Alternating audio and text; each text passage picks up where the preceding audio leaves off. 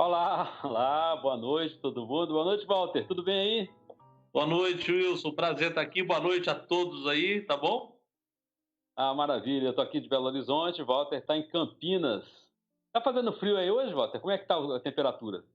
Pela manhã fica quente, e à tarde até esquenta um pouco, e à noite faz aquele vento mais frio, né? E o ar seco, né? O ar tá mais seco, aquele ar que dá aquela luz bonita de inverno. Bom, meus queridos, muito obrigado quem apareceu aqui até agora. Sejam muito bem-vindos. A gente está aqui para desenvolver uma coisa muito interessante que a gente vem elaborando, eu e Walter, há já algum tempo, que é o que está acontecendo hoje. Você tem um momento do mundo em que todas as câmeras estão mais fechadas em torno de cada um de nós. Embora a gente esteja isolado, distante socialmente, a gente tem que estar mais próximo, acaba estando mais próximo, porque tem uma câmera fechada na cara da gente, não é isso, Walter? E essa coisa eu estava conversando até mais cedo agora, que a questão dessa câmera fica mais próxima da gente, ela na verdade, ela potencializa algumas questões da comunicação, né? E da expressão.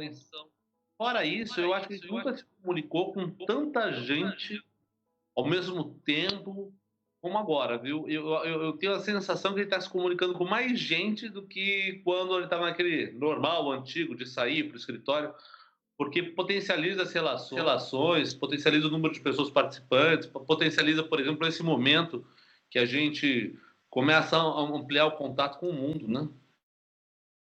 E todo mundo agora, você vê que todo mundo é exigido de todo mundo, assim, a coisa ganhou muita intensidade. Tudo que está acontecendo hoje ganha muita intensidade, né?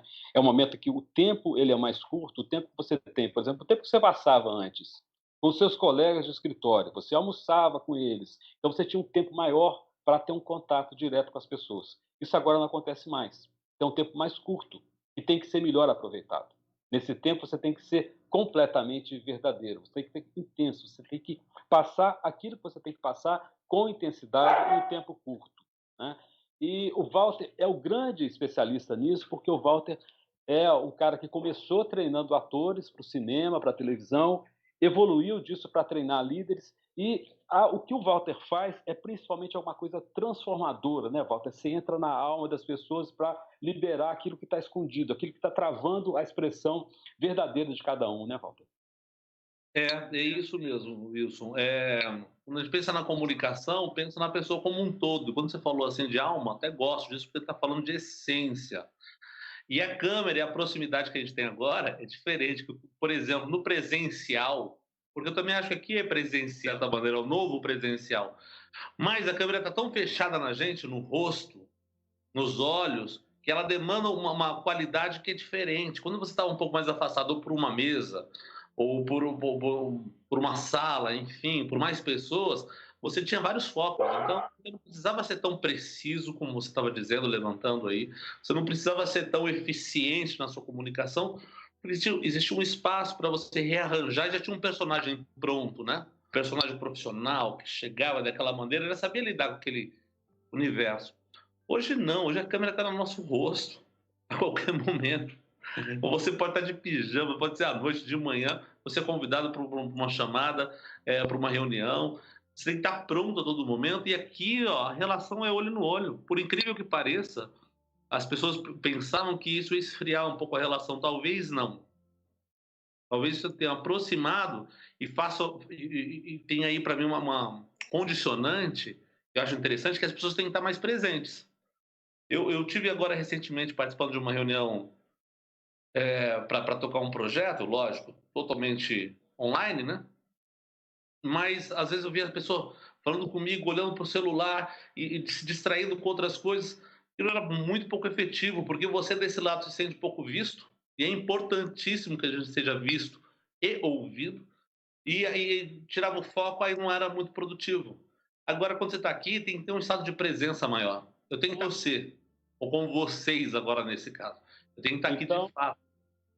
então, senhoras e senhores, agora com vocês, o grande Walter Lagoa, para abrir agora, para começar de verdade, para valer, esse nosso webinar.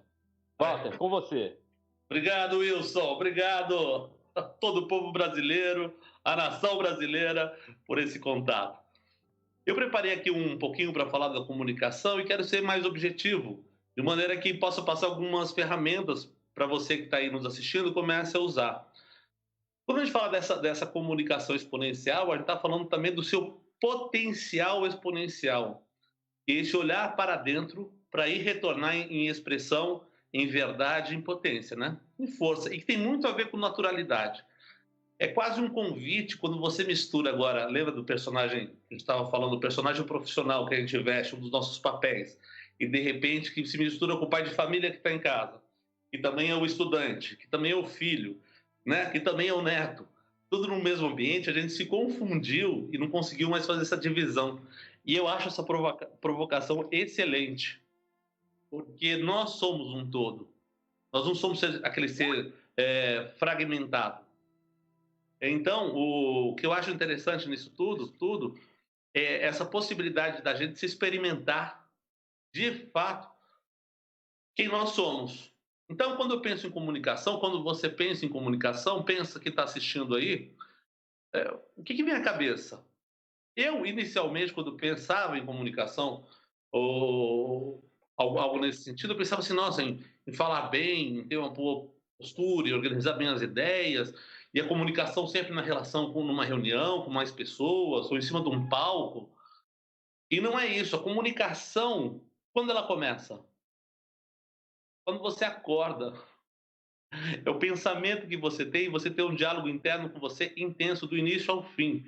Você acorda e já fala, ai meu Deus, eu tenho que fazer isso, ou não, eu vou comer, eu estou atrasado, e isso muda a sua disposição e também altera o seu comportamento e impacta na sua vida. Então, a primeira coisa que é um pouco do braço da psicologia cognitivo-comportamental, que eu acho ótima, é você começar a fazer um exercício que eu sugiro que vocês façam, é começar a notar como o seu pensamento anda e a sua emoção vem junto. Por exemplo, se você está num dia muito cansado, ou está esgotado, ou pelo contrário, está muito nervoso, vai voltando no tempo e vai vendo o que aconteceu. Vai vendo, vai voltando, vai falando assim, tá bom, eu estou nervoso agora, tá, o que aconteceu? Bom, estourei agora, tá, vou voltando. O que aconteceu mais cedo? O que eu estava falando comigo mais cedo? Falei com aquela pessoa, achei ela folgada, ou ela me falou alguma coisa, vai voltando. E você, com isso, você vai fazendo esse exercício diariamente, você pode começar a ressignificar alguns gatilhos que detonem comportamentos que não sejam positivos para você. Entende? Tem uma história aqui, se cabe o tempo, eu vou tentar ser sucinto, que é ótimo, um exemplo.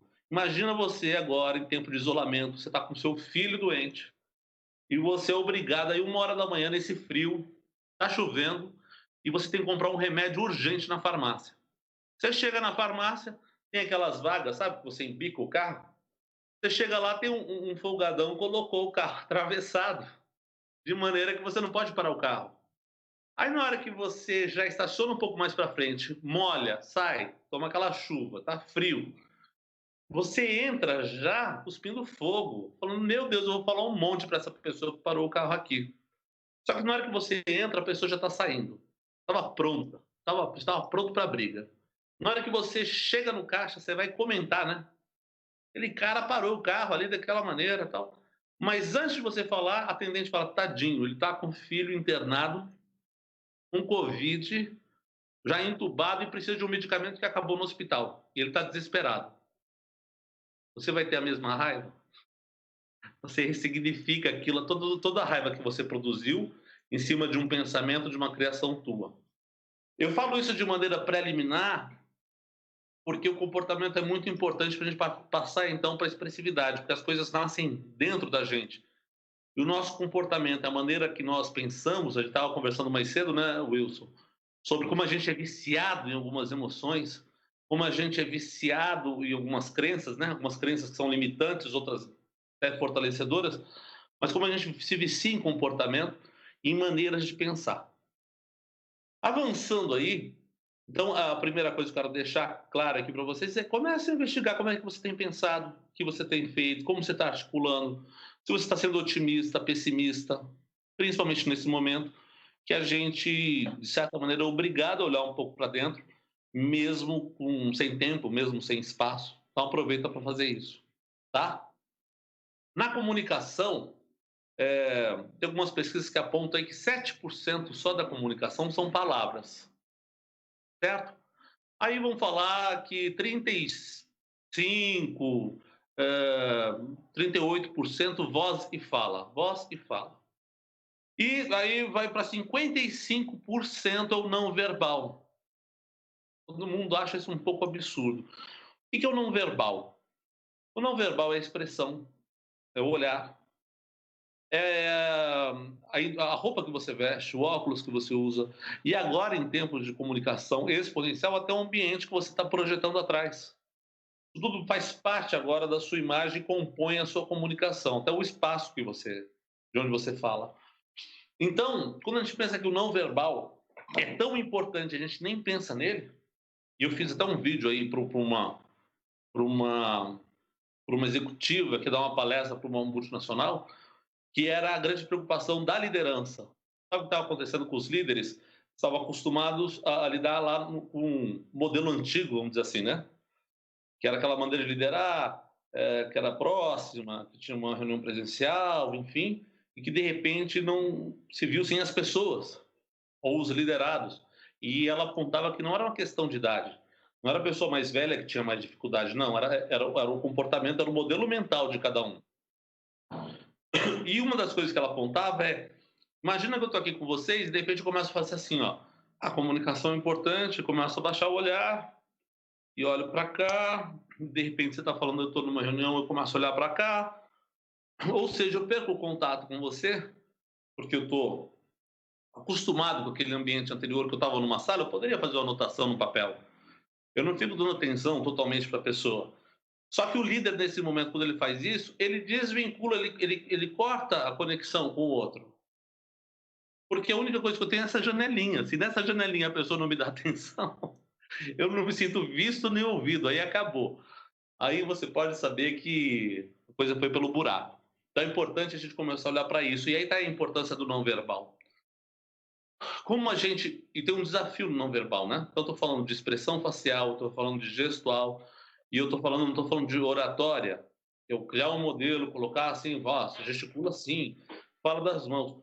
Não, essa é a minha trajetória no cinema, dando aula no Carandiru, na FEBEM, me trouxe uma experiência assim, tão especial, e hoje trabalhando com lideranças de todos os perfis, me trouxe um caminho tão longo que eu pude olhar para as pessoas, por exemplo, os internos da FEBEM e para um presidente de uma multinacional, e saber ali qual era o denominador comum e o que nos une nessa humanidade, né? E qual que é o denominador comum nessa humanidade? É a emoção. Qual que é o diálogo, vamos dizer, falar, não existia aquela tentativa de fazer uma língua universal, não é? Isso acho que era Esperanto, era o lindo latim, várias línguas para fazer uma língua universal, não era isso? É isso, exatamente. O Esperanto era uma tentativa de ter uma língua que somasse todas as línguas. Acabou num fiasco, né? Ninguém aderiu. Hoje, talvez, a coisa mais próxima que você tem da língua universal é o inglês, né? Todo mundo, É, porque a força dos Estados Unidos. Né? e aí eu digo mais, o que virou o Esperanto, na verdade, ninguém percebeu, é a emoção. É quando você ouve, você pode ouvir uma história de um indiano, de um chinês, de um brasileiro, de uma pessoa, qualquer canto do mundo, e ela nos sensibiliza e nos toca, se estiver carregada de sentido e emoção. E o sentido vem dessa conexão com a emoção. O que acontece hoje nessa coisa verbal não verbal? Existe uma desconexão, porque a gente tem muita ênfase na mente, certo? Então, o que significa essa ênfase na mente? A gente faz as coisas, a gente vem para uma reunião aqui, Agora eu acho que eu estou ficando um pouco mais malandro no bom sentido, viu, Wilson? É porque antes eu ficava muito nervoso, não sabia, me cobrava. E hoje eu estou mais à vontade, porque senão a gente se desgasta tanto que a gente vai para o buraco junto, perde a saúde. É o Então, autotreinamento do Walter Lagoa. pois eu vou indicar Treinou assim. aí, lá atrás, que muda a sua Eu, vida. Valtinho, eu só queria fazer um pequeno parênteses aqui. O Walter é um cara acostumado a treinar atores e líderes e tal, e de vez em quando rola assim um método um pouquinho mais, digamos, agressivo. Assim, um tapinha na cara, né, Valtinho? Aquela coisa mais assim, pensa. E eu pedi para o Walter, falei, Walter, você vem aqui, mas por favor, você seja delicado com essas pessoas que estão aqui. Não use aqueles seus métodos, eu sei que são revolucionários, mas por favor, vem aqui e venha calmo. Então, esse Valtinho que vocês estão vendo não é exatamente o Walter, por exemplo, que grandes atores do Brasil conhecem. Eles conhecem o outro lado do Walter, eu pedi para ele deixar em casa. Eu queria agradecer, Wilson, por esse colóquio sobre minha pessoa.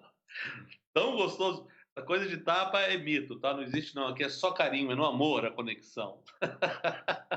Agora, continuando. A gente tem uma ênfase muito grande na mente. Então é assim, por que você ama? Ah, eu amo por isso. Então você tem uma justificativa racional, né? Não é simplesmente o fato de amar e aceitar a relação do amor. Aí você vai para frente da câmera, você fica assim, bum. E o que será que eles estão achando? Quantas pessoas tem aí assistindo? Já passamos de 10? Eu queria saber, já passamos de 10 já? Não, eu vou ficar bem nervoso agora, hein? O importante é essa questão assim, o que o outro vai achar? Eu fico pensando, o que o outro tá achando de mim? Ai, se tá legal, se não tá, se é minha barba, o meu cabelo, ai, se eu tô falando, se eu falei bobagem. Eu fico me julgando o tempo todo e saio do estado de estar presente aqui. O que é importante? Eu vim aqui conversar sobre comunicação, dar o meu ponto de vista. Então, se eu fico pensando no que o outro vai achar, qual é o meu desempenho no momento que eu estou aqui, eu deixo de estar no presente e me despotencializo. Então, qual é o desafio? O desafio é integrar a comunicação verbal e não verbal. Por que integrar? Porque isso é o mais natural que a gente tem, certo? O que é natural na gente? A gente é natural, e todo mundo é, e todo mundo potencialmente fala bem. É você naquele momento num churrasco de família, num jantar de família, ou com amigos, onde você está relaxado, onde você não está preocupado do que os outros estão pensando, onde você está à vontade. Aí você vai, conta uma história, levanta, ri, você é espontâneo. Essa espontaneidade não pode ser perdida, a gente tem que resgatar para ter essa integração. E isso é simples, tá? Não é uma coisa do outro mundo. Para a gente integrar, a gente tem que fazer uma coisa, vou deixar uma dica: criar imagens. O que significa isso? A gente não pensa com palavras passando. Não sei quem é mais velho vai lembrar do Gasparzinho, não tinha? Passava música com a letra e uma bolinha em cima, né? A gente fazia uma outra coisa, a gente tinha que. Não fica pensando em termos de, de palavras, você pensa em imagens. Quando você pensa numa coisa, você pensa em imagem. Então, por isso que o recurso audiovisual é tão forte, né? E apesar de a gente estar conversando aqui, a gente coloca um slide, coloca uma imagem, por quê? Porque é isso que vai fazer a pessoa reter a informação, o conteúdo e ter uma emoção. Por exemplo, vamos pensar numa coisa maravilhosa. Pensa numa praia. Para quem gosta de praia, pensa numa praia. A melhor praia que você já teve no mundo. Ou no campo, num lugar que você foi maravilhoso. Lembra de uma viagem sua que você não esquece? Um lugar prazeroso. Já veio uma imagem, veio uma foto desse lugar. E naturalmente, você ao lembrar, já desperta uma sensação que vai vindo para o corpo. Não adianta, é simples assim. Mesma coisa eu falar, pensa num prato de comida que você adora, mas que você adora mesmo. O Wilson é especialista em cozinha e faz coisas assim, ele faz desde farinha de mandioca, polvilho em casa, me explicou outro dia como faz polvilho, eu fiquei doido, falei, não é possível. Faz queijo branco em casa. Daqui a pouco Efeito da tá... quarentena, né, Valtinho? Efeito da quarentena. E aí o que acontece? É nas imagens que a gente se conecta. Então, por exemplo, não adianta eu querer fazer truque, tá? Por exemplo, eu quero criar algo, uma sensação, para deixar você indignado. Olha que absurdo a política brasileira. Olha o que eles estão fazendo, são todos ladrões. Não tem imagem nisso. Agora, se eu falo pontualmente, eu vi Lá em casa, uma pessoa, quando chegou, meu filho, caiu da bicicleta, ele ralou. Começa a visualizar bem a imagem, aquilo cria uma sensação em mim. Ao criar uma sensação em mim, cria uma sensação em você, tá bom? Eu não quero prolongar muito, porque na verdade nessa comunicação exponencial, qual o objetivo? É você ser o mais possível quem você é na essência. Comunicação é depoimento pessoal, não é um monte de citações de livros, sabe? É a sua visão de mundo, que é fruto da sua experiência. Então isso tem que estar na frente, tá bom? Eu vou falar de 5 pontos rapidamente para eu finalizar e passar para o Wilson, tá bom? A primeira questão que eu quero levantar são 5 pontos na palma da mão. O primeiro ponto que eu vou levantar aqui é respiração. E aí, né? Vou falar aqui, travou, ó. Respiração. O que é respiração? Respiração é o primeiro alimento nosso, entende? As pessoas não levam ela em consideração. Respiram aqui em cima, a respiração da ansiedade encurtada. O que é a respiração da ansiedade? É ficar lá olhando o futuro, entende? Então, qual que é a questão da respiração? Tem que baixar a sua respiração. Durante o dia, tenta levar lá para o abdômen, como se fosse uma bexiga, enche ela de ar. Quando for dormir, coloca um livro mais pesadinho em cima, só para você sentir a barriga inflando e ao soltar o ar, ela vai descer esse livro e você vai ficar mais à vontade. Mas traga para o dia a dia momentos que você respire conscientemente. Isso é tão importante que talvez eu pararia por aí, tá? Respire um pouco mais. Melhora a qualidade, tá? A outra questão é o olhar, né? Aqui, por exemplo, eu posso olhar para o lado porque eu estou vendo a tela aqui do Wilson, eu posso olhar aqui para o meu roteiro, mas quando eu quero enfatizar uma ideia, o que é o novo olho no olho? É aqui, ó. Aqui você se sente visto, eu também. O que eu fiz? Eu elevei até meu computador para ficar nessa linha. Então, nisso a gente sente melhor. Eu quero enfatizar uma coisa, eu olho para você. Então, o olhar é importante. Então, nessa comunicação, para você potencializar, ilumine bem seu rosto. Principalmente, mais importante, tá bom? Voz. A base, aqui eu vou passar rapidamente, a base é o apoio. Então, tenta ver se você está à vontade, se os ombros não estão tensos, se os pés estão bem apoiados, para você ter estabilidade. A voz, eu vou dizer uma coisa, é tom de bate-papo, conversa, tá? Tem muita gente que entra no modo apresentador, eu sempre fico rindo porque é: oi, agora cheguei, estou aqui para falar para vocês de comunicação. Ou fala de uma maneira muito formal. Vamos falar sobre comunicação exponencial em tempos de pandemia. Todos vocês sabem que estamos vivendo um momento difícil. Você vira quase o locutor lá, o Bonner, falando de uma maneira mais, né, sem tanta emoção.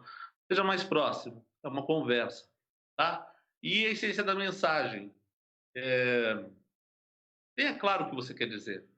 Por exemplo, o que eu estou falando aqui essencialmente é que para você integrar os aspectos verbais e não verbais, eu não vou dizer para você, coloca a mãozinha aqui, segure uma caneta. Eu não vou ficar usando de fórmulas e de coisas que vêm de fora para dentro. Eu vou buscar o que legitimamente vai trazer o seu poder e a sua potência. Tá certo? E para finalizar, quem que é o comunicador, né? Quem é essa pessoa que atira a flecha, mas que é o alvo também e o arco? Você congrega esses 3 elementos na comunicação. Você tem que se acertar. O que significa? Se você não se sensibiliza com o que você diz, então não diga. Não assuma esse papel. Fale sobre coisas que você acredita.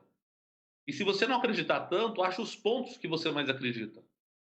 Para fazer sentido. Senão não vai ter uma boa comunicação. E por fim, para não esgotar o assunto aqui, Wilson, eu só quero falar da coisa do comunicador e tira um tempo para você. Qual o momento de prazer que você está tendo? Depois dessa complicação toda, cento e tantos dias, a gente está em casa, tá? Mas até o momento de descanso está complicado. Então tá bom, quando você está descansando ou tirando momentos de prazer? Seja para ler um livro, tomar um vinho, fazer um churrasco, dormir, ler uma revista, jogar videogame, sabe? Simplesmente encostar numa rede e ficar lá à toa. Enfim, tire esse momento, porque esse momento tem a ver com o que eu falei lá no início. Isso vai impactar no seu pensamento, no seu comportamento, na sua emoção, e você precisa se priorizar. Eu finalizo assim pontualmente às 21 horas, tendo com base às 8h30 o meu início, mostrando que eu tenho domínio total do conteúdo e do tempo, Wilson Bento. É com você. Tá vendo? Aí eu falei, assim, você fala, cara, eu falei, olha, pessoal, esse cara é muito bom. Aí depois disso, o que, que eu posso fazer? Tentar fazer alguma coisa mais ou menos à altura dele. Ah, tá bom, Não Wilson. dá, Tadinho. Wilson é genial, né? Vim com a história do storytelling aí, que eu acho que você tem que introduzir como é importante a história na nossa vida. Eu falei da criação de imagens, que nada mais é do que criar histórias para os outros, mas aí você vai estabelecer isso de forma brilhante agora. Com vocês, Wilson Bentos. Muito obrigado. Eu queria começar, para falar de histórias, eu queria começar contando uma história. Era mais ou menos 2000, nessa virada do século, e eu me deparei com um texto de um autor americano pouco conhecido no Brasil, chamado Scott Russell Sanders. E esse texto, o título do texto era assim: A Mais Humana das Artes. 10 motivos por que uma história é poderosa.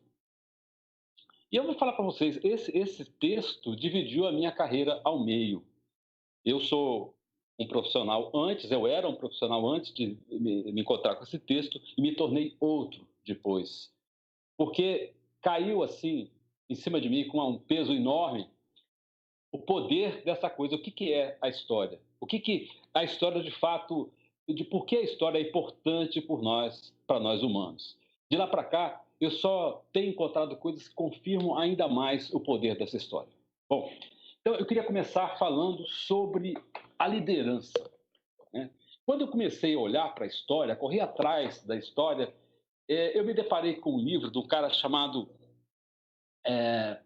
deu um branco o nome dele, mas assim, o nome, esse cara levanta o seguinte: a linguagem secreta da liderança, né? E que eu chamo aqui do código secreto dos líderes. Que código secreto é esse? Segredo que os líderes têm para ter essa capacidade de ir lá mobilizar indivíduos fechados, assim, no seu mundinho, no seu egoísmo, no seu egocentrismo, e arrancar as pessoas de lá. Tirar as pessoas desse mundo e levar para um mundo mais amplo, um mundo mais solidário, mais cooperativo, esse mundo de que nós estamos precisando tanto agora. Qual que é o segredo dos líderes? Qual que é o segredo desse líder que a gente está vendo aí, que talvez seja um dos líderes mais emblemáticos de todos os tempos, o Moisés? Muita gente acha que o Moisés era fantástico, porque o Moisés era um cara que apontava, o pessoal estava precisando de comer, ele apontava a varinha mágica para o céu e fazia chover comida. Aos egípcios aí correndo atrás da gente. Aponta a varinha mágica para o mar e o mar abre para a gente passar. Depois o mar providencialmente engole os egípcios. Mas Moisés, ele não era líder por causa disso. O Moisés era líder porque ele sabia onde estava a terra prometida. Ele sabia aquilo que poderia unir as vontades individuais. A gente vê pela narrativa do Velho Testamento o quanto aquelas pessoas eram egoístas, o quanto elas eram selvagens, sanguinárias, vingativas. O próprio Deus deles era um Deus vingativo. Então, como é que você faz para mobilizar essas pessoas tão egoístas? Como é que você leva esse povo a atravessar um deserto por 40 anos, acreditando num sonho, uma coisa maluca, de um barbudo maluco, de um louco qualquer? Como é que você embarca nessa história? Porque esse cara conseguiu contar para você a história de um mundo melhor. E ele sabe como ninguém, ele sabe o segredo. O segredo é como chegar lá, né? A história é um negócio que funciona mais ou menos assim, vou te contar. Você está parado no ponto de ônibus, o ônibus passa. Aí você olha para o motorista e fala: vem cá, você vai me levar para onde? Essa é a pergunta que todo mundo faz para o líder. O líder é aquele cara que sabe para onde ele vai levar as pessoas. E por isso o líder é um cara que é capaz de mobilizar essa vontade individual para construir um projeto coletivo. Por isso o líder é mágico. Agora a gente vai mudar um pouquinho, vamos entender como é que essa história funcionou e como é que a história funcionou para nos tornar, nós, os sapiens, nos tornar a espécie dominante nesse planeta. O que é um sapiens, gente? Pensa bem o que é o Homo sapiens. Imagina esse cara sozinho no meio da floresta, no meio de animais selvagens. Ele, um macaco pequeno, um macaco sem pelo, sem graça, né? Como é que esse cara, tão franzino, tão sem graça, se torna a espécie dominante no planeta? Para o mal e para o bem, né? Para o bem e para o mal, porque também causou uma série de danos. Mas o que é que fez a virada dos sapiens no mundo? Segundo o Harari, que é aquele cara que escreveu Sapiens, uma breve história da humanidade, o que fez dos sapiens a espécie dominante do planeta foi exatamente a capacidade de inventar, né? Os sapiens era um animal que tinha a capacidade de criar o que eles chamam de realidades imaginadas. Então não tinha nada, não tinha nada de real, não. Aí o cara fala assim: olha, escuta, tem ali um bisão, o bisão tem muita carne, dá para alimentar todo mundo. Como é que a gente faz? Ah, não, bisão, a gente não, eu não aguento. Como é que eu vou encarar um bisão? O bicho é forte, mata a gente. Mas vem cá, e se a gente juntar um time? Juntar um grupo? É um grupo. A gente cerca dali, a gente faz um plano. Aí o cara vai lá e desenha o plano na caverna. Ó que lindo. Olha aí, ó. Isso chama-se planejamento. Isso é o primeiro planejamento da história, né? O primeiro flip chart da história, talvez. Né? O cara consegue levar aquelas pessoas, todo aquele bando de gente, né? Que a gente imagina que serão pessoas primitivas, insensíveis e tal, mas ele consegue levar aquelas pessoas a imaginar uma mesma coisa, né? E aquilo que existe na ficção, que naquele momento só existe na ficção, ele passa a existir também na realidade. Porque a história tem essa mágica, a história ela começa a mobilizar aquilo que está dentro das pessoas, né? Aí você fala assim, então a gente junta um bando e vamos lá e mata esse elefante. A gente vai lá e conquista essa caça. Ah, mas quem sabe a gente não pode chegar perto, então vamos tentar assustar ele, jogar ele embaixo do despenhadeiro? Isso não vai prejudicar a carne, a gente consegue comer, né? Então aí aqueles macacos frágeis, eles começam a perceber que eles são capazes de criar outras coisas, que eles são capazes de compartilhar conhecimento, né? Um fala para o outro fala para um, aquele conhecimento se acumula e a gente começa a ter assim o surgimento da civilização, o surgimento da cultura. E a gente às vezes fala em cultura, a gente pensa que é uma coisa assim, uma coisa assim, digamos, mais para emoção. Na verdade, a cultura é uma coisa essencialmente prática, porque é ela que de fato nos define e nos une e nos torna humanos. Porque uma das coisas, muita gente às vezes fala assim, que solidariedade, bondade são características inerentemente humanas. Bom, quem tem bicho, quem já teve bicho, sabe que, por exemplo, cachorro é um animal capaz de dotar de muita característica que a gente considerava só humana. Agora, a única coisa que realmente é humana e que nenhum outro animal mais tem é a capacidade de criar e compartilhar histórias, né? É isso que nos torna, realmente, fez de nós a espécie dominante nesse planeta. Vamos passar mais um pouquinho, ver o que, que tem aqui. Agora, como é que a história funciona dentro do cérebro? Por que, que a história é tão importante assim, né? A história a gente tem, segundo os neurocientistas, hoje a gente tem essa capacidade de olhar dentro do cérebro, o cérebro funcionando. Antes, a gente era obrigado, os cientistas eram obrigados a trabalhar em cima de cadáveres e tal, e não conseguiam vislumbrar isso, não conseguiam olhar dentro do cérebro, o cérebro vivo. Hoje a neurociência consegue ver como é que isso acontece lá dentro. Então, a história, por que a história é mágica nisso tudo? A história ela consegue criar, mobilizar uma série de circuitos cerebrais. Quando você está pensando apenas na realidade, vamos dizer, concreta, que na verdade concreta é uma realidade racional, digamos assim, você está ocupando apenas uma parte do cérebro. Isso que o Walter estava falando, né, de trabalhar com imagens. Quando você trabalha com imagem, você começa a usar todos os recursos que o cérebro tem. Você começa a construir toda uma paisagem mais colorida, né? Eu gosto de cozinhar e eu acho que a gente mede, talvez, a qualidade de um prato pela quantidade de informação que ele leva para o seu paladar, né? Não só para o seu paladar, ele leva para o seu olhar, para o seu olfato, né? Para a sua visão. Então, um prato ele é um show, né? Para todos os sentidos. E no paladar fica muito interessante quando você consegue combinar, por exemplo, a cremosidade de alguma coisa com a crocância de outra, a acidez e a doçura. Então, Um prato memorável é um prato que é capaz de estimular uma ampla gama de sentidos. E a história é memorável exatamente por causa disso. A história tem essa capacidade de mobilizar amplos circuitos dos cérebros. E outra coisa que é muito importante, a história nunca é uma coisa pronta e acabada. Ao contrário, por exemplo, de um raciocínio matemático, de uma fórmula matemática que é pronta, inamovível, aquela coisa pronta, a história sempre é uma elaboração coletiva. Você tem alguém contando uma história e a pessoa que está ouvindo também está contando uma outra história para si mesma. Ou seja, ela está elaborando uma outra história. E aí Wilson, você tem, eu por acho favor. isso muito importante, só queria fazer uma parte aqui, que é essa posição na comunicação, tanto quem fala como quem ouve é ativa, não é passiva. Não é a ideia do receptor, né, e do emissor. Os dois têm que estar numa relação co-criativa. Era isso que eu queria falar, que eu acho muito bacana. E por isso que a história cria comunidade. Né? Por isso que você pega, por exemplo, é, o judeu. O judeu se identifica com o judeu. Né? Então, os judeus eles conseguiram se manter como um povo unido ao longo do século Posição na e, comunicação. e atravessando vários países, perseguições, né? E o que manteve esse povo unido? Foi exatamente uma história, o livro, a Torá.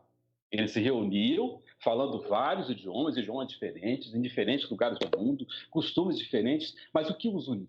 A história.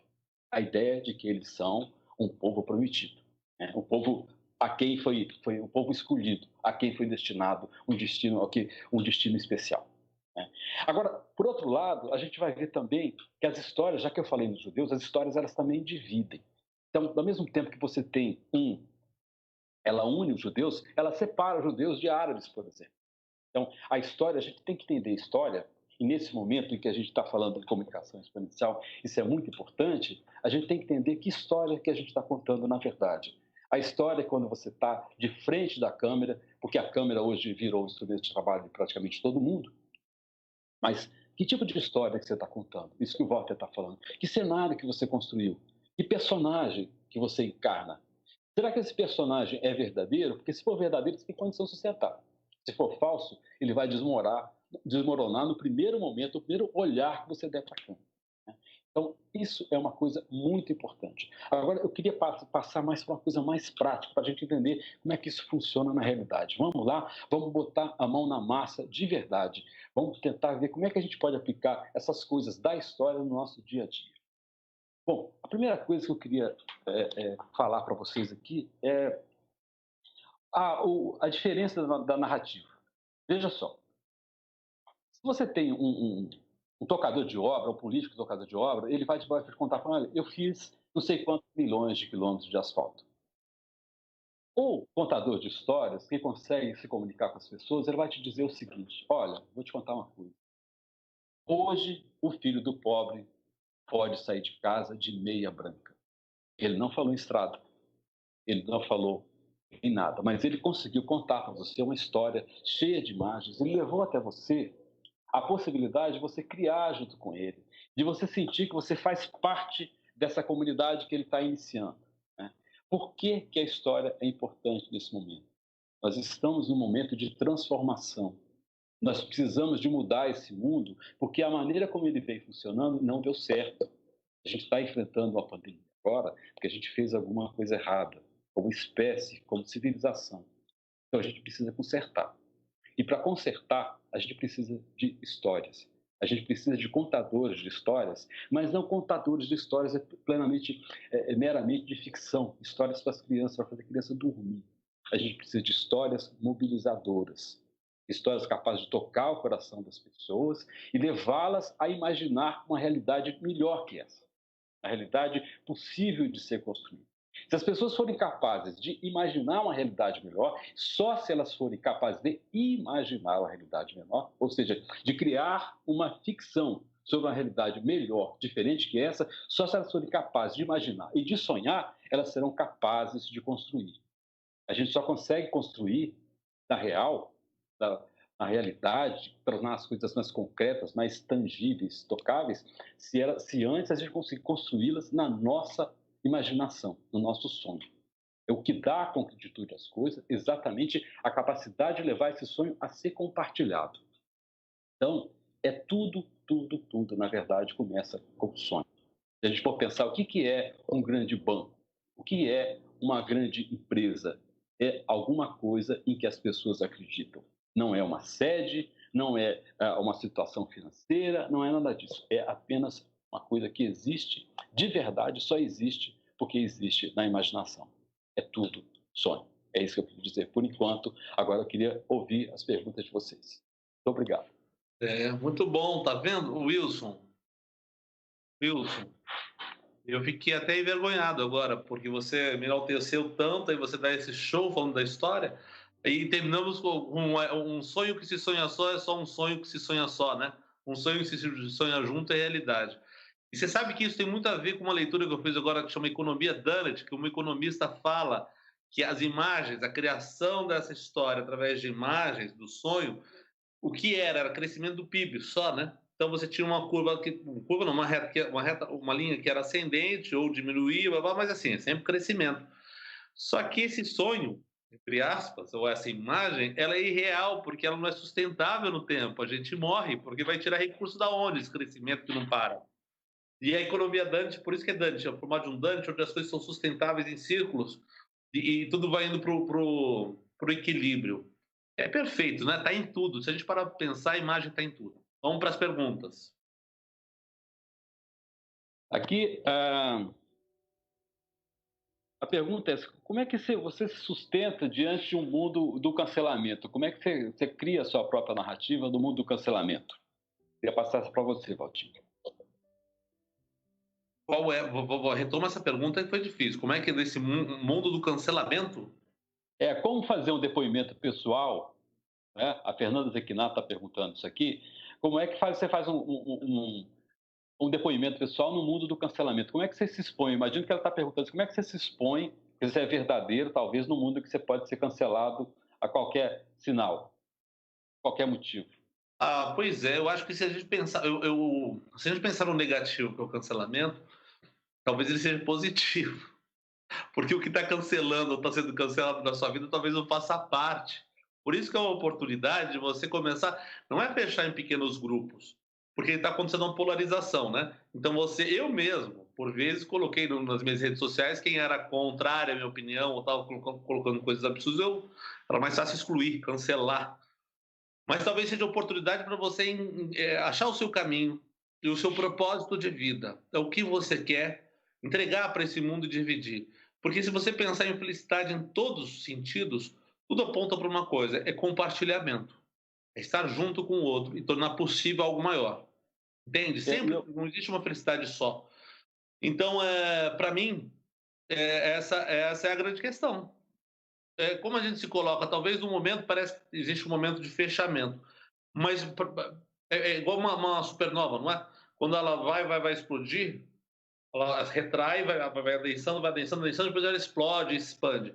Eu acho que é exatamente esse momento da pandemia. A gente está fazendo um momento de retração para, no meu olhar, na minha percepção, ter um momento de expansão. E aí eu falo de expansão da alma, não no sentido religioso, mas da essência. O que você sente que é bom para você. Entende? Eu tenho feito várias considerações aqui, reflexões acerca da minha vida, que tem gerado, assim, noites às vezes de insônia. Eu fico sem dormir, pensando o que eu vou fazer, como eu vou fazer. Mas a grande pergunta é o que eu quero fazer. Por exemplo, eu acho tão louca a questão da pandemia, porque qual que era o discurso de todos nós, ou pelo menos dominante, em tudo quanto é lugar, economia. A economia subiu, o PIB desceu, a economia retraiu, a inflação aumentou, papá, dane-se a febre amarela, a morte, dane-se tudo, né? E durante a pandemia, a gente foi obrigado a fechar, e de certa maneira todo mundo teve que olhar e ver a vida como um valor maior. Algumas pessoas não, mas se você parar para pensar, a grande maioria. Eu sou um otimista, tá? Então eu vejo isso como uma possibilidade de a gente expandir. Então que seja cancelado aquilo que não serve, para que outros caminhos se abram. Você me faz lembrar, Valtinho, que certa vez eu estava apresentando uma estratégia de identidade para uma empresa de ficção, de moda. E aí eu perguntei para ele, mas assim, quem vocês querem atingir? Com quem vocês querem falar? Aí a pessoa falou assim, ó, queremos falar com todo mundo. Eu falei, impossível falar com todo mundo, né? Tem que escolher o seu público. E a verdade é que, assim, se você tiver medo do cancelamento, se você tiver medo da exposição, é melhor você nem aparecer. Na verdade, assim, quando eu falo melhor nem aparecer, eu não quero assim, falar também que você se cancele, você se afaste, mas assim, é preciso ter coragem de ser você mesmo. Porque você sempre vai desagradar alguém. Mas o preço de você desagradar alguém é menor do que você trair a você mesmo. Você trair a sua verdade. Você deixar de ser verdadeiro. Então, Isso, eventualmente, desculpe, pode continuar. eventualmente você pode até sofrer algum percalço por conta disso, mas eu acho que o que conta, na verdade, é a trajetória. Porque a gente sempre se avalia ou avalia os outros ao longo de uma linha do tempo. Porque a gente é um maníaco contador de história. A gente é dependente de história. Né? Isso a neurociência já provou várias vezes. Desculpa, você ia falar uma coisa, acho que. Não, eu acho assim, e para isso tem que ter uma disposição, e existe, mais do que, além da coragem, é uma mudança de perspectiva que dá trabalho e é um pouco cansativa. A gente for, sabe o Daniel Kahneman, que fala do rápido e devagar, que estava conversando há um tempo atrás sobre isso, sobre o sistema um, que é aquele rápido, e o sistema 2 que avalia, que tem que elaborar um pensamento. É aquela coisa que eu falei antes, uma bola de beisebol com um taco, o total dá 1,10. Quanto que custa o taco? Eu já respondo, a primeira coisa que você responde é R$ 1, porque é R$ 1 a mais, né? Então, R$ 1. E, na verdade, essa conta é errada, é o sistema 1 funcionando. Por que eu estou dizendo isso? A gente está habituado a lidar com o sistema 1, ele é muito automático na nossa vida e ele determina nosso comportamento. Para mudar do sistema 1 para o sistema 2, dá mais trabalho, é mais cansativo. No começo, até que você mude o hábito e mude o comportamento. E isso requer trabalho. É por isso que eu falo, respire e vá em frente, acredite. Tem que se perguntar, né, Wilson, sempre, tem que se perguntar lá dentro e falar assim, bom, o que eu sinto para tudo a partir de agora? O que eu sinto em relação à roupa que eu vou vestir, o prato de comida que eu vou servir, para tudo. O que eu vou ler, né? Tem uma pergunta aqui sobre se é difícil falar naturalmente diante dessa coisa teoricamente não natural, que é o estar online. Eu fiz um comentário até acho que foi com a Ítala, se não me engano, tem uma fábula zen muito interessante que fala assim, o dedo apontando à lua. E as pessoas olham para o dedo, não para a lua. Né? Então, se eu estou usando, por exemplo, um ambiente que eu estou acostumado, eu estou com os meus amigos e tal, esse é um ambiente que eu tenho alguma exposição, eu estou numa mesa de bar e eu estou confortável. Ou eu estou, por exemplo, diante de um público. Se eu estou usando um equipamento como o celular, por exemplo, com uma câmera, esse equipamento, ou o que quer que seja, é apenas o dedo, não é a lua. Então você tem que entender que aquilo é apenas um meio para atender uma necessidade humana. A necessidade humana de se conectar, de conversar, de estar presente com as pessoas, de pertencer a um grupo. Então, o que acontece? As necessidades humanas são as mesmas praticamente desde que a humanidade existe. Elas não serão transformadas. A tecnologia, ela surge para atender determinadas necessidades humanas. As necessidades humanas vão continuar. A tecnologia vai ser transformada. Então, a tecnologia em si, ela não é importante em si. Ela é apenas um instrumento para atender a necessidade humana, que é o que realmente importa. Então, a gente tem que pensar que tipo de necessidade humana eu estou atendendo e como e quão eficiente eu estou atendendo essa necessidade. Não através de que meio. O meio será suplantado. Então, se hoje a gente está trabalhando online, talvez a gente daqui a um tempo vai trabalhar com holograma, mas isso não interessa. Esse meio, ele não deve nos intimidar. A gente tem que entender que todos somos humanos, todos temos as mesmas necessidades, as mesmas carências, os mesmos medos, a mesma vulnerabilidade, que é uma coisa que é muito difícil a gente lidar, é com a própria vulnerabilidade. Quando a gente resolve encarar, assumir, tomar contato com essa vulnerabilidade, a gente começa a ficar, de fato, mais, de certa forma, sem que seja possível, mas mais forte ou, de certa forma, menos vulnerável. Certinho. Perfeito. E eu complementaria aí, porque, por exemplo, tem pessoas que têm uma representação interna muito forte, muito negativa, uma crença negativa em relação à autoimagem e à questão da câmera, né? Ao falar em público é uma das grandes fobias, né? Da humanidade. Bom, então, assim, praticamente, a minha dica é: se você puder, aproveitando o gancho da vulnerabilidade, exponha isso inicialmente. Fala, olha, eu quero primeiro falar para vocês que para mim é muito difícil usar essa câmera, eu fico um pouco retraído, enfim. Primeiro você já joga luz na sombra. A outra questão, você começa a respirar e bota o foco que o Wilson comentou, acho muito forte essa imagem. O seu dedo está apontando para a lua e você fica olhando o dedo. Essa é a preocupação com a câmera. Olha para a lua, fala da lua, seja a lua. Então, qual que é a essência da sua mensagem? Você quer falar sobre o quê? O que você precisa falar? Foque nisso. Então, quando você criar a sua apresentação, o que você precisa dizer numa reunião, pense em termos de imagem, igual storyboard, sabe? Igual o desenho, revista de quadrinhos, né? Como se fosse parte por parte. Você tem essas imagens claras e fixe a sua atenção nela. Fixe toda a sua atenção nela e começa a narrar essas imagens, porque aí você tira o foco do problema, que é o que você está colocando como problema, e parte para uma coisa que vai integrar mais o seu verbal e não verbal de maneira natural. Não mantenha o foco é, na escassez, né? E especialmente, né, Valtinho, não manter o foco no instrumento, né? No meio. É. Ó, Fica você está prestando lá, muita. né? Se você está lá, você é importante. Então seja importante. Se ache importante verdadeiramente. Acorde e olhe lá para você. Olha, é outra coisa, uma dica e é um exercício difícil. Olha para você logo pela manhã e fala: olha, eu te amo. É uma pessoa muito legal, de frente para o espelho. Todo dia faz isso. E uma hora chega.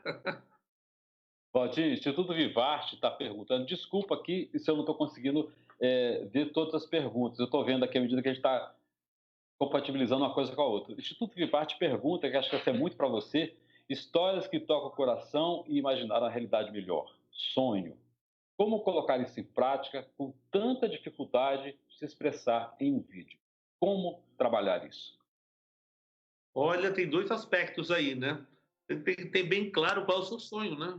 E você pode compartilhar com o outro que faz sentido para você. Lembra naquela história de você é o arco, a flecha e o alvo? Você tem que partir de algo que te sensibilize verdadeiramente, que seja importante para você, que seja essencial.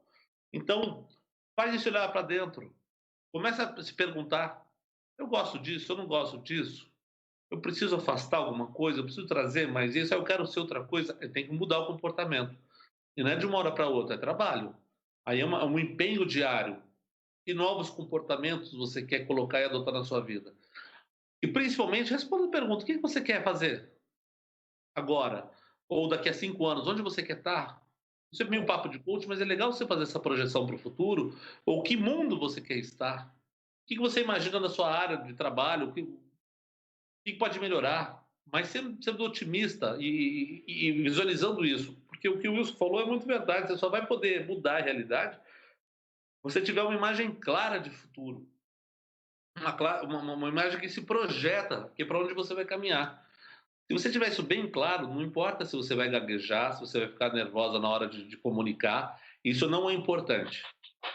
O que é importante é quando a gente vê alguém falando do coração, não da boca para fora. Olha a expressão, da boca para fora. É do coração, é da alma, porque aquela pessoa sente. Uma apresentação no TED Talks, que é da Amy Cuddy, que é uma psicóloga social, ela tem um trabalho maravilhoso, é um dos TEDs mais assistidos, e ela fala mal, tadinha, ela fica nervosa, a boca seca, mas você não desgruda o olho dela, você tem uma história de superação ali dela, e a pesquisa dela é extraordinária. Então tem todo o propósito de vida dela estar ali colocado. Qual é o seu propósito? Pergunta fácil de responder, né? Qual é o seu propósito? Não Aqui tem pergunte uma para outra mim. pergunta. Você acha que alguns trabalhos ficarão só de remotamente, sendo executados remotamente? Eu queria só colocar uma coisa aqui rapidamente, que é o seguinte: o que eu estou percebendo nessa pandemia? A gente vivia antes uma realidade em que as cidades, assim, as pessoas não andavam muito, não se espalhavam muito, né? As coisas eram mais próximas, as coisas se resolviam mais dentro do seu ambiente. E o que essa pandemia está trazendo é exatamente isso. Eu sempre gostei de cozinhar, mas eu estou cozinhando mais que nunca, como o Walter falou, estou fazendo farinha, estou fazendo polvilho, fazendo queijo e tal. Porque eu acho que a gente está precisando se voltar mais para o que de fato interessa. Você fica imaginando, por exemplo, quanto tempo você perdeu a sua vida no trajeto entre a sua casa e o trabalho? Quanto tempo de vida você perdeu de uma forma que praticamente inútil? Então, isso, de certa forma, a pandemia está mostrando que isso não é absolutamente necessário, né? Então, quando a gente olha para o futuro, normalmente a gente tem essa tendência de pensar que as coisas estão ficando piores. De fato, algumas coisas pioram, algumas coisas se deterioram. Mas da mesma forma que as coisas pioram, que elas se deterioram, que elas apodrecem, o que apodrece, na verdade, se transforma, né? Então, é preciso, por exemplo, que a semente apodreça para fazer nascer uma árvore. Se a gente tiver a sabedoria para lidar com essa realidade, como ela merece ser lidada, de forma positiva, clara, verdadeira, e se entregar a essa transformação, se entregar ao movimento, a gente tem condição de construir, de fato, um futuro melhor. Eu falo que o grande barato da história é que a história sempre nos coloca uma realidade em movimento, em transformação. Enquanto você tem a história é filme, a história não é fotografia, né? Então a história é sempre alguma coisa que acontece dentro de uma linha do tempo. Então, se a gente tiver essa capacidade de entender que a realidade que está aí é uma realidade que está aí dessa maneira, porque a gente construiu, a gente permitiu que isso acontecesse de alguma forma, e que pelo fato da gente ter feito isso acontecer, ter dado formato a essa coisa, a gente também pode transformar, ou seja, criar novas formas. Se a gente entender isso, né, a gente pode, de fato, aproveitar isso que essa realidade nos oferece, que são essas oportunidades todas de melhorar como pessoa, como cada um, como comunidade, como civilização, e, de fato, transformar isso para uma coisa melhor. Perfeito, e eu acho que já apontava para isso algumas coisas, né? Wilson, se você parar para pensar que antes a moeda única de troca era o dinheiro, estava muito centrado no dinheiro, hoje você já vê, e a forma de trabalho, uma empresa, uma carreira, hoje você observa que, poxa, eu já tenho feito isso, minha esposa faz isso, a Ítala, que é permuta, serviço, você me presta um serviço, eu te presto um serviço. Por exemplo, quantos projetos, a gente já prova disso, né, Wilson? Depende, tem um projeto específico, junta uma pessoa daqui, a outra de lá, uma está no Canadá, outra pode estar no México, a gente se junta para um projeto específico e ele pode ser viabilizado de uma maneira maravilhosa. Antes, essa necessidade ou esse limite que a gente imaginava da presença física extrapolou-se. Então, que eu acho maravilhoso, num certo aspecto. Mas eu acho que na medida, o caminho do meio. Eu acho que não vai ser nem tanto lá, nem tanto cá, né? Vamos aproveitar da experiência para sempre equilibrar a balança. A minha querida Silvana Coelho, que está com um trabalho maravilhoso lá em Lavras Novas, está perguntando aqui: você acha que existe verdade absoluta? Vou passar para você, viu, Altinho? Olha, não existe verdade absoluta, existe, eu acho que, realidade objetiva. E a realidade objetiva para os nossos olhos, ela nunca será objetiva, ela será sempre subjetiva. Em que sentido? Porque nós filtramos a realidade a partir das nossas experiências. Então, se eu estiver na mesma cena que você olhando para uma coisa, a minha percepção é uma, a sua é outra. Isso é o que eu tenho entendido, tá? É Silvana, né? Mas eu tenho entendido, Silvana. E aí você vai ter outra. A gente até pode pensar de maneira igual e próxima, mas a sua visão, o seu filtro vem da sua estrutura mental, emocional, de criação e de experiências. Sabe? Como você se alimentou ao longo da vida, não do alimento sólido, estou dizendo, mas quais foram as influências musicais, a literatura, as artes, que mexem tanto com a nossa emoção, que experiência você teve de relacionamento. Isso tudo influencia o nosso olhar, né? Então a gente tem uma realidade objetiva e a gente tem a nossa realidade subjetiva pessoal. E a grande questão aí, eu acho que é um ponto. Eu estava ouvindo uma professora maravilhosa outro dia, esqueci o nome dela, mas trabalha muito pesquisa na área de neurociência e tal. Ela falou assim: eu não quero participar de debate, porque debate predispõe uma coisa de um ter que ganhar do outro. Eu quero promover diálogos. Eu quero que eu fale uma coisa e não é que você vai concordar, você vai me detonar. Se você não concordar, você vai trazer um outro ponto e aí, de repente, pode aprofundar a minha visão, não é mudar a minha opinião, mas vai trazer mais lados de uma cena e eu também posso fazer a mesma coisa, mas não debatendo. Eu não tenho que ganhar de você. E a história que ele tem que caminhar para isso, ele tem que dialogar. E eu acho que é isso. É uma coisa muito interessante. Eu tenho uma das minhas gurus, é Margaret Atwood, e ela fala assim: a contribuição do indivíduo é a diferença. Olha que coisa fantástica, É, né? Cada pessoa é resultado de uma série, de uma combinação única de fatores que produz alguém único, absolutamente diferente de tudo que já houve e de tudo que haverá um dia, né?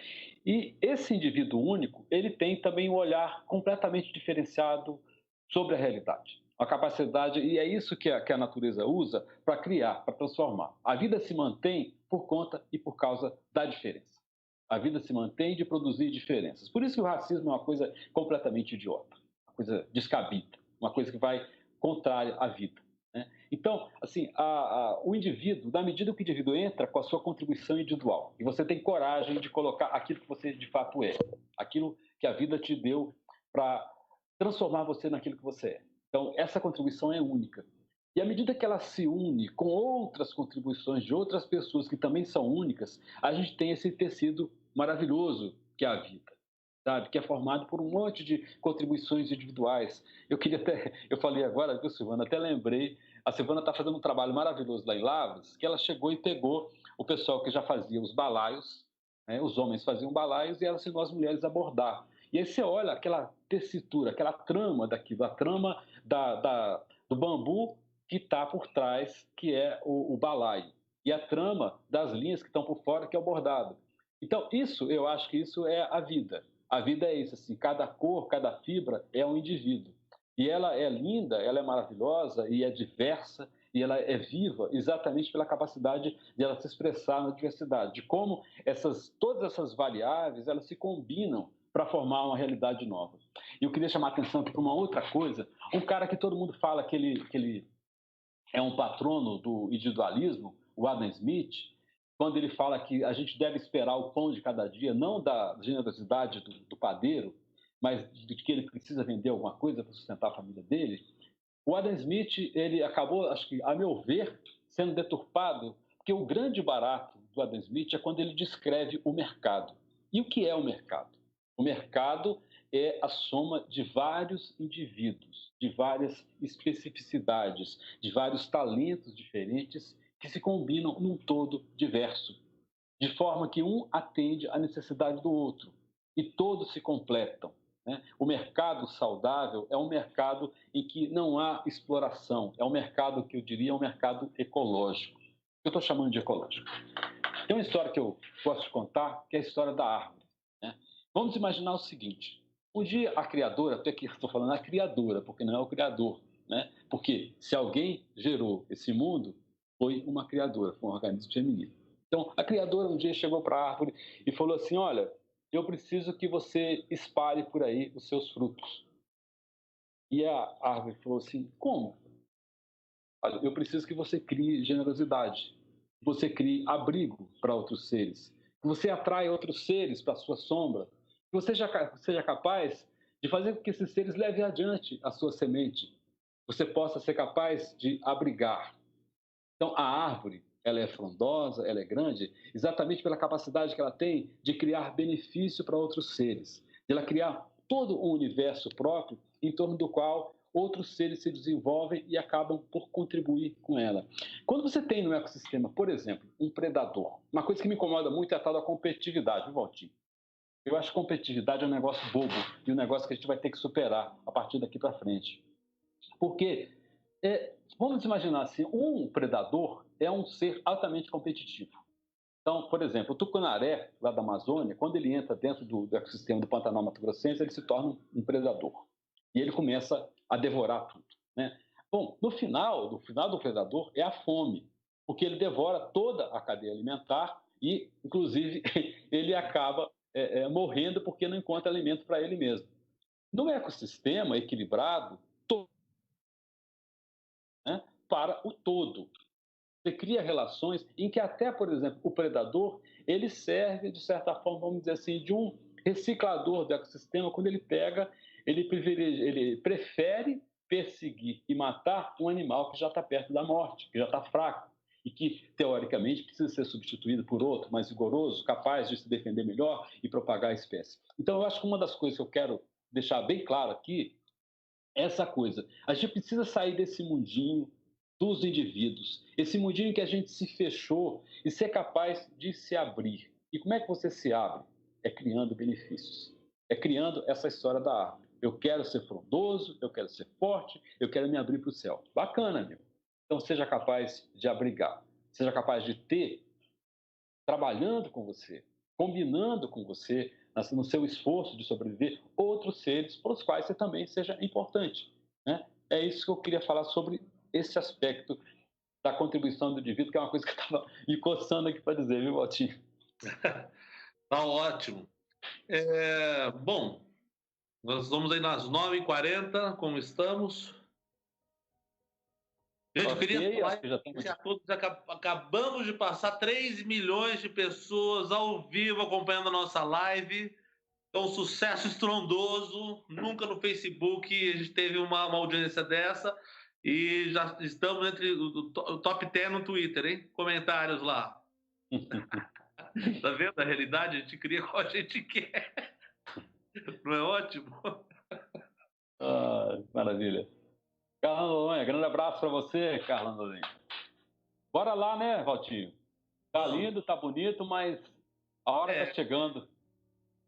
Eu queria deixar aqui um beijo a todos vocês, um abraço a todos vocês, agradecer ao Wilson, ao Enzo, que está ali também proporcionando tudo isso aqui, e dizer para vocês que, aproveitando que está chegando o final de semana, uma das questões para a gente avaliar se uma pessoa está vivendo bem ou não é o seguinte: se a dor vier, viva a dor. Se o prazer vier, viva o prazer. Não dá para a gente ficar anestesiado tentando evitar a dor e o prazer. Então, dito isso, o momento às vezes é de muita dor, muito sofrimento, muita gente está próxima a gente sofrendo coisas, a morte, né? Então, assim, aproveita desse momento, mas não esqueça do prazer. Não acho que não mereça, você não merece esse momento. Busque momentos de prazer. Essa jornada de autoconhecimento, eu acho que nem é autoconhecimento, é de encontro com você mesmo, necessita desse brinde. Eu falo do brinde porque eu gosto de um vinho, então estou pensando no brinde. Então pense no que você gosta. É o livro, é um filme, é deitar e dormir, é acordar mais tarde, é ficar 15 minutos em silêncio, é tentar se isolar numa casa cheia de gente. Experimente fazer isso. Avise as pessoas e faça. Essa é a melhor maneira de se cuidar. Lembra aquela história? O avião está caindo, cai as máscaras. Não vai colocar no outro, coloca em você. Respira, depois você vai ajudar o outro a respirar. Essa é a minha mensagem, assim que eu estou vivendo. Eu também, viu, Valtinho? Eu também. Eu queria falar o seguinte: eu estava experimentando um momento de grande sofrimento no meio dessa pandemia, e, assim, meio que indignado com tudo que está acontecendo. Um amigo muito querido morreu, vítima da doença, e eu vendo, sabe, o descaso todo que algumas autoridades estão tratando essa situação. E eu falei assim: eu acho que eu dei um cheque na dor. Eu falei: vem cá, o que é que você está me entregando? Já que você está me fazendo sofrer tanto, o que você está me dando em troca? E o que eu quero em troca é aprendizado, sabe? Se você não me der aprendizado, eu não quero mais nada. Então não está valendo a pena. O que adianta sofrer se você não aprende? Então eu acho que a gente está diante de um momento muito crítico, muito difícil, muito doloroso para todo mundo que está dentro desse barco enorme, desse barquinho, na verdade, que navega pelo universo, que é a Terra. Então, vamos ver o que essa dor tem a nos ensinar. Vamos aprender com ela. É isso que interessa. Tá? Vamos aprender, vamos extrair dela tudo o que for possível. Vamos sugar todo o aprendizado que ela for capaz de oferecer. É isso que eu gostaria de deixar para vocês hoje. Muito, muito, muito obrigado por todo mundo que aqui esteve. Estou muito Queria deixar um beijo para Fernanda Zecchinato, para Ítala Matiuso, também conhecida pela alcunha de Meu Amor, para a Cláudia Massoco, a Carla Noronha, que está aí também, a Cíntia, a Aline, o Eduardo Kawamorita Pereira e todas as outras pessoas que estão aqui. Um beijão para vocês. E Maria Clara e Miguel também, que é cria minha, junto com o Ítalo, então seres da maior qualidade. Um beijo a todos, viu, Wilson? Adorei suas palavras, viu? Essa questão que eu tenho em troca. Vou postar nessa também. Mas joga também o prazer, tá? Tem o seu momento. O que você está fazendo? Você está cozinhando bem aí, provocando a gente. Fazendo queijos, farinhas. Muito obrigado a todo mundo que apareceu aqui. Cíntia, Aline Vasques, Fernanda aqui, amiga do Walter. Quem mais? Deixa eu ver aqui. Querido Pablo Nobel também apareceu aqui. Pablo Nobel. Pablo, Pablito. Ah, Pablito. Pablito. Barão, grande Barão. O Barão é o que tem que vir nessa live para fazer imitações, desde Raul Seixas, passando por Michael Jackson e coisas que vão além, viu? É isso. Amigos queridos, beijo todo mundo. Vamos que vamos e vamos vencer mais essa crise e vamos aprender tudo que a gente tiver que aprender com ela para nos tornar pessoas melhores. Boa noite. Boa noite. Tchau, tchau.